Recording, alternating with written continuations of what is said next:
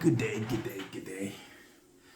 So today I'm going to read a debate by Noam Chomsky, The Legitimacy of Violence as a Political Act. And I'll skip through it. It's quite a long, lengthy debate, but I think it's quite topical. So this was done in December 15th, 1967. Robert Silvers asks, under what conditions, if any, can violent action be said to be legitimate?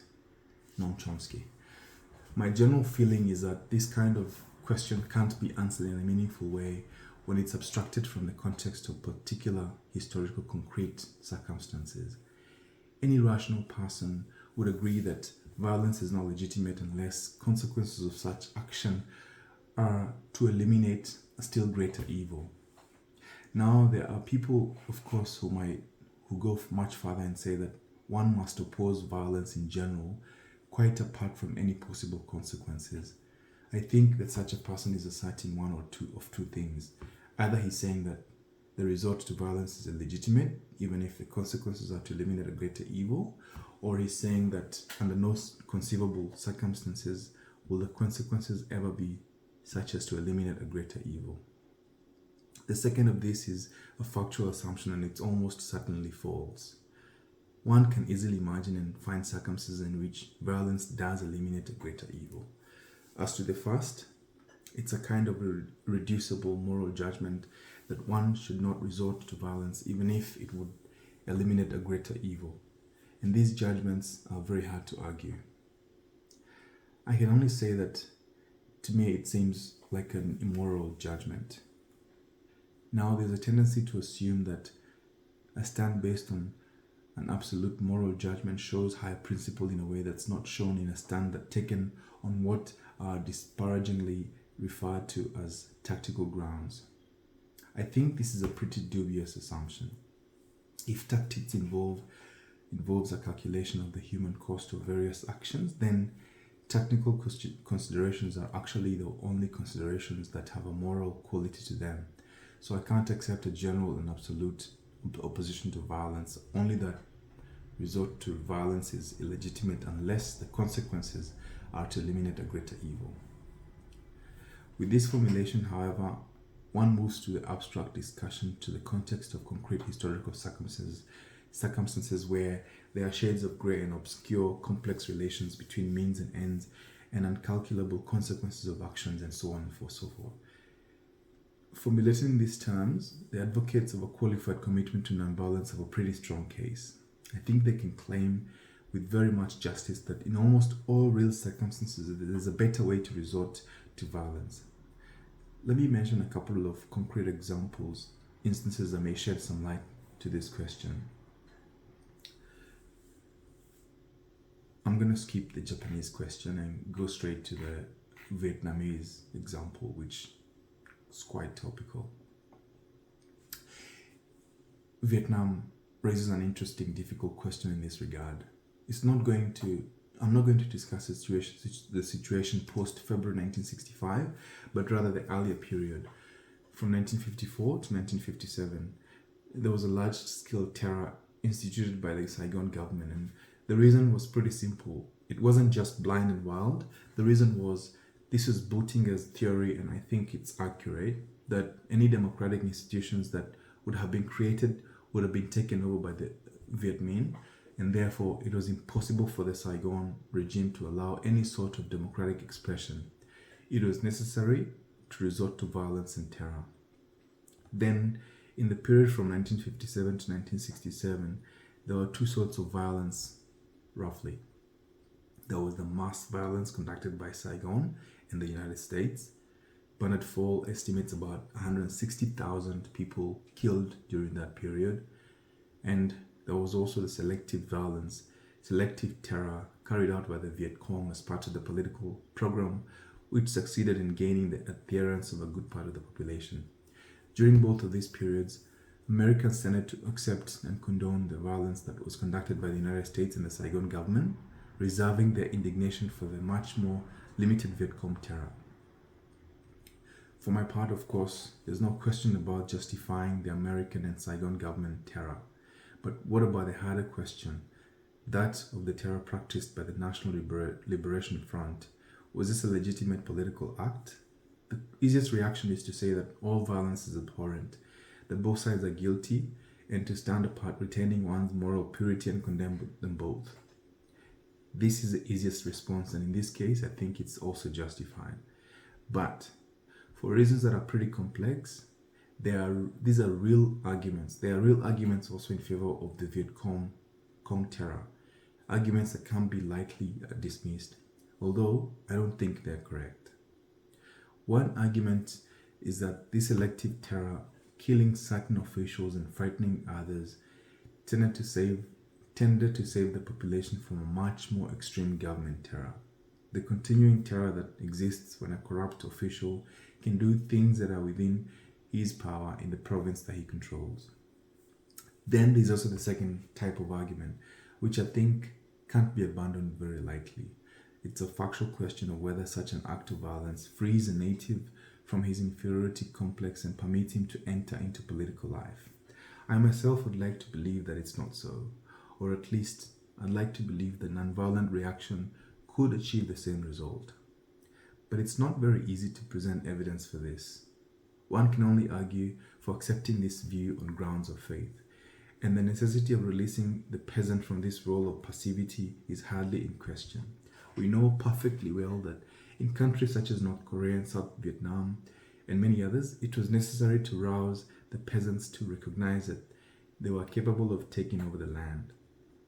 It was necessary to break the bonds of passivity that made them totally incapable of political action. And if violence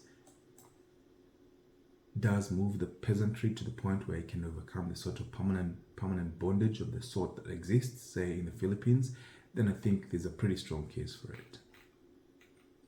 An interesting sidelight to this issue is in the Vietnam situation is a recent Rand Corporation study which claims that the areas in which America control is most firm are the areas in which there have been least disruption of the old feudal social order, where the peasants are docile, where they don't raise the political issues, where they don't cause trouble and then begin to act politically, when in Vietnam means acting as members of the Viet Cong, apparently. There's also a third argument in which favor of violence, which on the surface sounds pretty abhorrent, but I'm afraid it has a point. From the point of view of the revolutionary guerrilla groups, this is the idea that violence, say by the Viet Cong, will lead to reprisal, often over reprisal, and reprisal will win adherence to the Viet Cong. Of course, that's what happens in fact. The first year of the massive American bombardment of South Vietnam, the number of recruits for the Viet Cong increased enormously, tripled at least.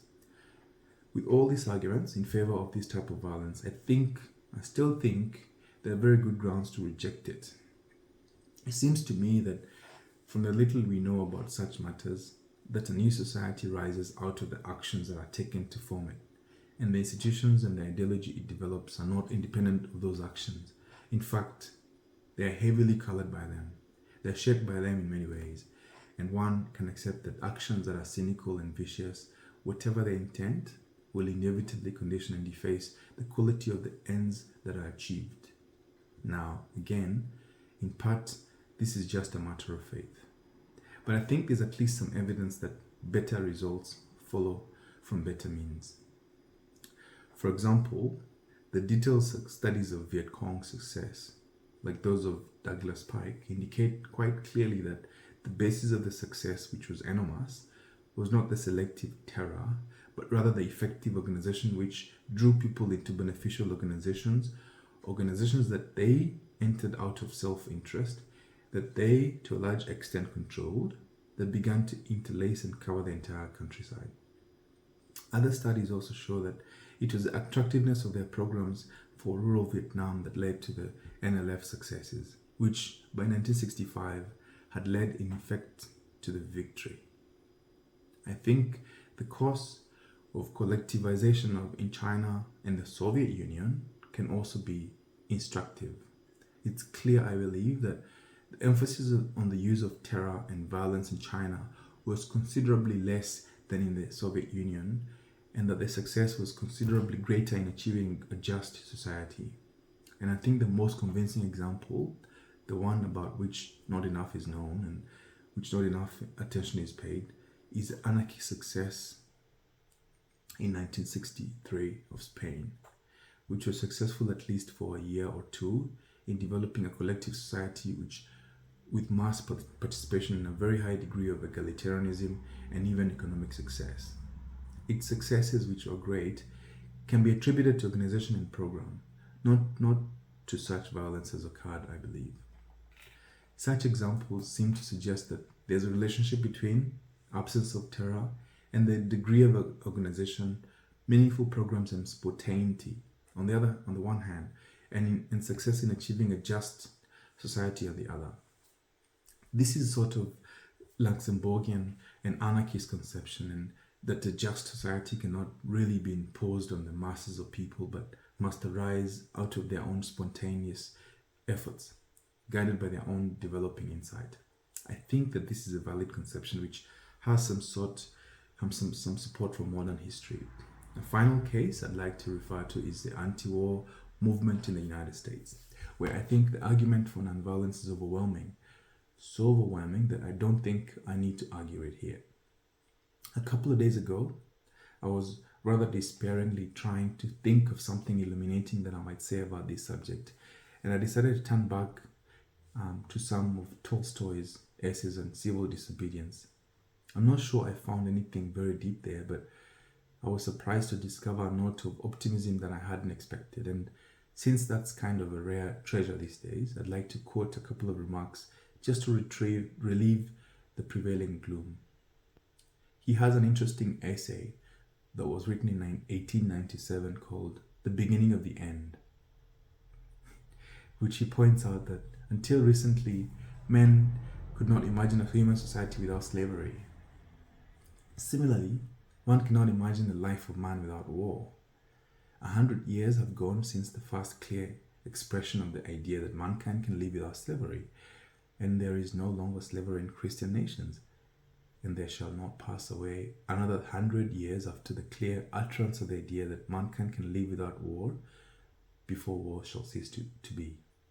Very likely some form of armed violence will remain, just as wage labor remains after the abolition of slavery, but at least wars and armies will be abolished, and in the outrageous form, so repugnant to reason and moral sense in which they now exist.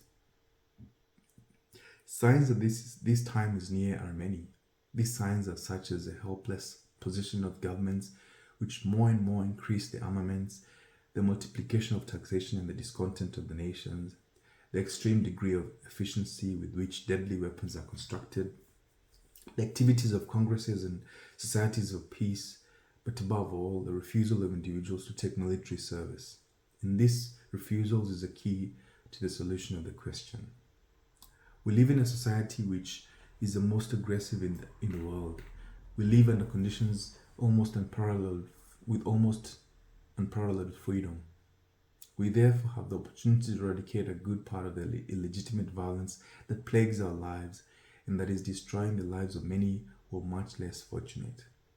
I think we have no choice whatsoever but to take up the challenge that's implicit in this prediction of Tolstoy's. If we do not take up this challenge, we will help to bring about a very different state of affairs, which was repeatedly predicted by Einstein, who was once asked his opinion about the nature of a Third World War and replied that he had nothing to say about that matter, but that he was quite certain that the Fourth World War would be fought with clubs and stones. Robert Silvers asks, I think that we now have a discussion by the panelists, and Hannah Arendt asks, I very much agree with Mr. Chomsky's assertion that the nature of new societies is affected by the nature of the actions that bring them into being, and our experiences with such new societies are, of course, by no means encouraging. It would be really fooling ourselves if we looked upon them with enthusiastic eyes, with which I sympathize, but which I'm afraid simply do not see the truth. As to the Viet Cong terror, we can't possibly agree with it. just as he couldn't agree with the terror of National Liberation Army in Algeria. People who did agree with this terror, and are only against the French counter-terror, of course were applying a double standard. I agree. I have the impression that many people today, at least a number of people in the so-called New Left, who are against our country's intervention in Vietnam, as I am too, would like us to interfere only in favor of the other side. I, though, do not think this would be as horrible as to what we're doing now. I definitely think that this would be very wrong indeed. American political attitudes are known as moralistic all over the world. In this country, we seem not to be aware of the seriousness of this reproach. Moralistic attitudes in politics tend to provide moral justifications for crimes, quite apart from leading into pseudo-idealistic enterprises which are obviously to the detriment of the United Internet beneficiaries. So Connor Cruz asks, Mr. Barrington Moore, in his book The Social Origins of Dictatorship and Democracies, asks a pertinent question, one he says he's almost afraid to answer. For which is the price heavier? The price of violent revolution, as in China, or the price for peaceful stagnation, as in India? And he leans towards the view that the price for peaceful stagnation may in fact be higher. The question has also been raised here about the terror used by the National Liberation Front and by other revolutionary movements. I think there's a distinction between the use of terror by oppressed peoples against the oppressors and their servants, in comparison with the use of terror by the oppressors in the interests of further oppression. I think there's a qualitative discussion there which we might have the right to make. Do you want to say something about this, Noam? Robert Silvers asks, and Noam Chomsky responds.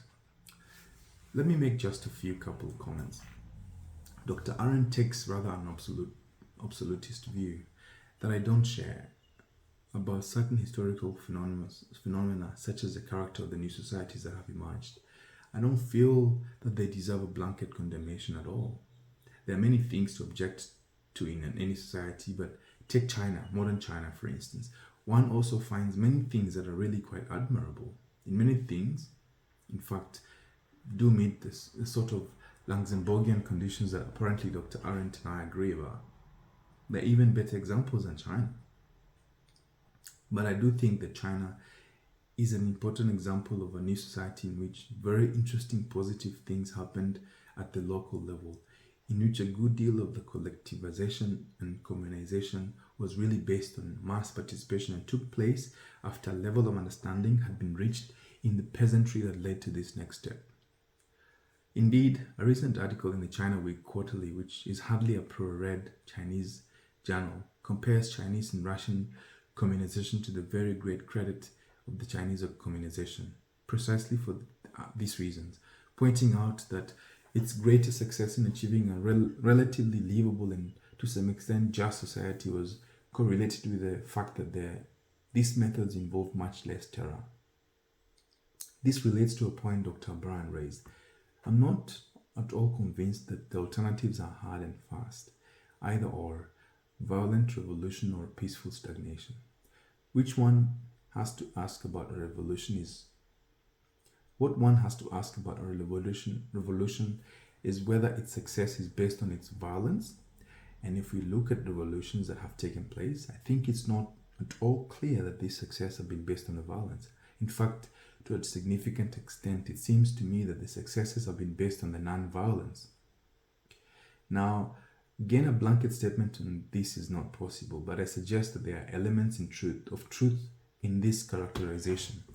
I'm quite convinced, as I indicated, that to a very considerable extent, the revolution that took place in China after the nationalists were defeated was successful because of its non-violence, because the ground had been prepared, because people were moving to the next stage out of a sort of necessity that was widely felt.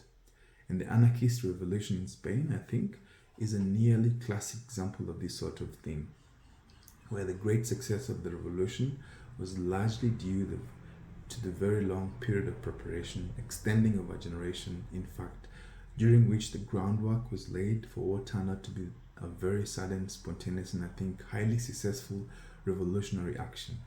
And in a way, one of the most striking examples of all is precisely the National Liberation Front. If you examine the careful studies that have been made of the NLF's success, it turns out that this success was not due to its use of violence. Therefore, I think one has to be rather cautious about accepting as absolute the alternatives, peaceful stagnation and violent revolution. There's also a possibility of spontaneous revolution that uses both violence and non-violence tactics, that minimizes the use of terror except as necessary in defense. I certainly don't think that things like the mass slaughter of landlords in China contributed in any significant way to the revolutionary successes, just as I don't think that the slaughter of landlords in North Vietnam contributed to, in any respect, to the successes of the revolution there, such as they were, and in fact, the North Vietnamese agree with this judgment. As to the NLF terror, I think Dr. Arendt and I agree in conclusion, but probably disagree on the reasons. For me, her vision is too absolutionist. I don't accept the view that we can just condemn the NLF terror, period, because it was so horrible. I think we really have to ask questions of comparative costs, ugly as that may sound. And if you're going to take a moral position on this, I think we have to ask both what the consequences were of using terror and not using terror. And if it were true that the consequences of not using terror would be that the peasantry in Vietnam would continue to live in the state of peasantry in the Philippines, then I think the use of terror would be justified. But as I said before, I don't think it was the use of terror that led to the success that was achieved. To turn to another point raised, I think it's quite true that American policy is often accused, as Dr. Arendt said, of being moralistic, that it tries to give a facade of legitimacy to acts that can be legitimized. The policy of every rising imperialism has been moralistic in exactly that sense. For example, Japanese imperialism in East Asia a generation ago used the sort of rhetoric that we use, and it was just about as moralistic as we are.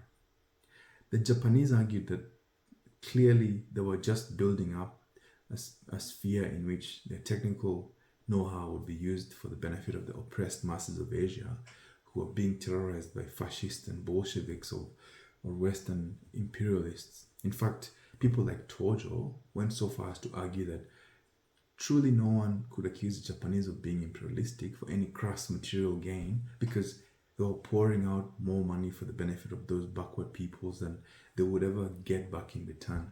In truth, just about every argument that's part of the American repertoire was used by the Japanese. Now, of course, I'm opposed to such spaciously rationalized moralistic policy, but I'm not in the least opposed to truly moral policies. And I don't see the slightest reason why moral considerations must be left out until some final stage is reached at which destruction is imminent. It seems to me that, particularly in a society which is the beneficiary of both past and present violence, moral questions should be raised at the very first point, quite apart from whether the West reached its present stage because of exploitation of the third world, so-called, the rape of India and so on and so forth, Africa. Quite apart from that issue, we should, for example, press for the proper use of the capacities that exist in this country to alleviate misery and backwardness of much of the rest of the world. Towards that, we would need to organize a society properly and organize our concepts of morals properly. That's a moral act, of course, and I don't see the slightest reason why we should refuse to take that moral act. And Robert Silva asks, perhaps we should give the audience a chance, and Susan Sontag asks, it's personally hard for me to understand how in December 1967 in New York, the discussion has at no point turned actively to the question of whether we, in this room, and the people who know are going to be engaged in violence. Only Mr. Chomsky in one sentence, breathtakingly short, of course it was going without saying that we in the peace movement in America should not use violent means. That's the issue I think we ought to be discussing here. Chomsky responds, I had intended to talk about that and even had some notes about it. I hoped that by that quote from Tolstoy, I would at least imply what I felt, namely that the real issue today is the all importance of the refusal to participate in violence, the refusal to fight. I think it's not only crucial for the Vietnam War, but a terribly crucial central thing for us as citizens of the world dominant power, America, the world's most aggressive power, that we use the freedoms that we still exist in it to try to build up resistance to participation in war. As to the tactics of the peace and the peace movement, I think there are very strong reasons in favor of non-violence. The first reason, which Professor Hans Montague described quite eloquently, is that the government happens to have a monopoly of terror. Therefore, violence is simply suicidal. There's no way of combating the terror, the violence that the government can use in response to any use of violence that the peace and movement might adopt. And the situation is clearly getting worse. As some of you may know, the major universities are participating quite actively now in developing new techniques of control of demonstrations and crowds. The Institute of Defense Analysis, which is run by a consortium of 10 major Eastern universities, Columbia, Princeton, MIT, and so on, have been working on crowd control, which means controls of blacks, students, peace demonstrations, and the technology for doing this is extremely efficacious and will only improve. So that's one reason for non-violence. And the second reason for non-violence, I think, is that clearly violence antagonizes the uncommitted, and that what we want to do is not to antagonize them, but attract them to involve them in the resistance to the war. We want to get them to take part in active resistance to this and whatever future war the United States will attempt to conduct. Towards this end, violence carried out by peace demonstrators will be a serious counterproductive tactical error. And as I mentioned before, I think that these tactical considerations are not in the least to be disparaged, but are actually the only considerations that we have. Ultimately, any moral character to them, because they are the considerations that involve the human costs. And I think the same is true even in the case of the confrontation with authority.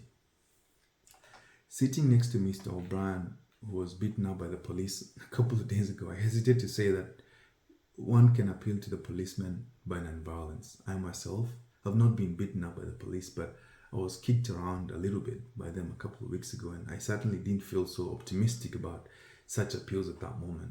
But despite that, I do think that there have been historical occasions when this was possible, when in fact there was defection from the ranks of authority, and we may not be too far from that now. For example, last summer, the paratroopers who were sent into Detroit consisted of 25% Negroes, and I think it was extremely stupid of the government to be willing to take the gamble that they were going to fire their guns in the direction in one direction, not in the opposite direction. Next summer, it may work the other way. One technique for making it happen would be the choice of appropriate means, and in this case, I think it has to be nonviolent tactics.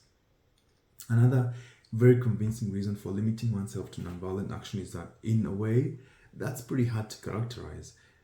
Immense harm is done to the individual who participates in violent action. Almost invariably, he becomes much the worse for it. On the other hand, the participant in violent action often does achieve a kind of transforming effect, and I do believe that we need a moral revolution in certain sectors of American society, which can then perhaps extend to other sectors. If these people are contaminated, and if their potential for transforming the society is destroyed, that will be a terrible tragedy. On the one hand, if they can reach the kind of maturity and dignity and depth of understanding that was in fact reached by many of the Southern Negro participants in the civil rights movements, and nobody who's seen any of that or taken part in it can doubt that it was achieved, is that kind of moral human transformation that can be achieved. I think it could be an enormous benefit to the society at large, and might even save the world from destruction, which may otherwise be too far off. I wonder Robert Silvers asked, I wonder if there's anyone here who believes there's a strong case to be made for some kind of violent role within the peace movement. And somebody in the audience says, I agree with those who say that the use of violence is usually only successful if you have first built a very strong political foundations. But it surprises me that no one has raised the example of Cuba, where you have the amazingly successful use of violence as a tactic by a small group of people to create political foundations. Secondly, I'm surprised that the issue of the ghettos has only been raised tangentially. It seems that to me that the violence employed by the people in getting mattresses and clothes and a supply of liquor for the winter is a constructive and revealing form of violence. At that point, I think it's not as if the people haven't tried to be the democratic procedures. It's not as if the violence in the slums and the violence in South Vietnam arose in a vacuum. It seems to me that until you can begin to show, not in language, not in theory, but in action, that you can put an end to the war in Vietnam and an end to the American racism, you can't condemn the violence of others who can't wait for you. So Chomsky responds to this. Of course, alternatives are not either violence nor democratic procedures. For example, draft resistance is not violence, but it's also not the use of democratic procedures. And draft resistance, I believe, has had a significant impact on the war in Vietnam by imposing some kind of ceiling on troop sending. Now, you talked about the fact that the blacks in the ghettos have been provoked to the use of violence by the failure of democratic procedures and the failure of nonviolent action. I'm sure that's accurate, but I don't think that deals with the question. I don't think that deals with the question of whether they were correct in having acted upon this provocation. Maybe they were very justified because they were provoked beyond reason, but it still doesn't follow that that was the most politically effective and rational reaction. Frankly, I doubt very much that it was. Somebody may be provoked for a certain action, and you can understand he's being provoked to it and not make any moral condemnation for it. But that doesn't necessarily mean that you go out and tell him, yes, that was the right thing to do. Maybe it wasn't the right thing to do. For example, I think that large segments of the American people who understood very little about what was going on were provoked to war on December 7, 1941. And from the information available to them, justly so. But as I said previously, I'm not at all sure it was a right reaction to go to war. In general, one has to distinguish justification from legitimacy. Legitimacy brings into account the consequences of the action for the people themselves and for all concerned.